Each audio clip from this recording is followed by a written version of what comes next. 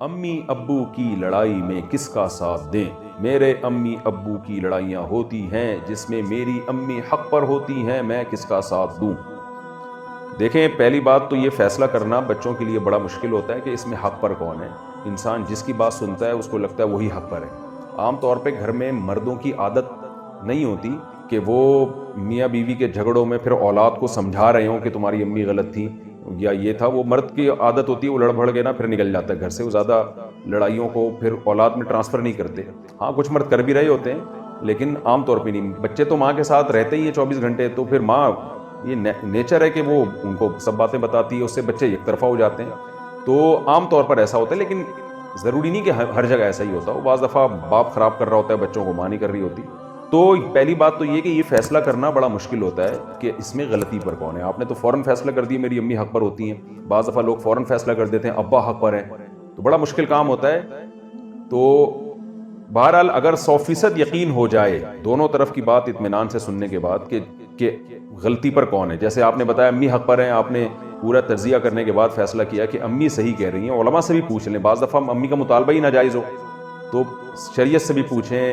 تحقیق کرنے کے بعد پتہ چل گیا واقعی امی حق پر ہیں، تو پھر ابو کو بہت محبت سے آرام سے سمجھا دینا چاہیے کہ ڈیڈی، پاپا یا ابو یا جو بھی آپ کہتے ہیں، بابا، کہ محبت سے ایک دفعہ ان کو سمجھا دیا جائے کہ آپ تھوڑی سی زیادتی کرتے ہیں، تھوڑا ہاتھ ہلکا رکھیں، آپ نہیں لڑا کریں، اچھی بات نہیں ہوتی۔ لیکن یہ بات ایسا ہے کہ بیٹے سمجھائیں تو زیادہ اچھا اثر ہوگا۔ اب مجھے نہیں پتا آپ بیٹا ہیں یا بیٹی ہیں، نام بھی نہیں لکھا، تو کیونکہ بیٹیاں جب باپ کو سمجھاتی ہیں تو پھر باپ تھوڑا زیادہ غضبناک ہونا شروع ہو جاتے ہیں۔ تو بیٹا سمجھائے نا، بڑا بیٹا ہو تو وہ ذرا باپ کو تھوڑا کم غصہ آنے کا خطرہ ہوتا ہے۔ غصہ تو پھر بھی آتا ہے کہ میری اولاد مجھے سمجھا کیوں نہیں۔ تو 2-3 دفعہ ان کو محبت سے سمجھا دیا جائے، مان جائیں ٹھیک ہے، نہیں تو اپنے حال پہ چھوڑ دیں۔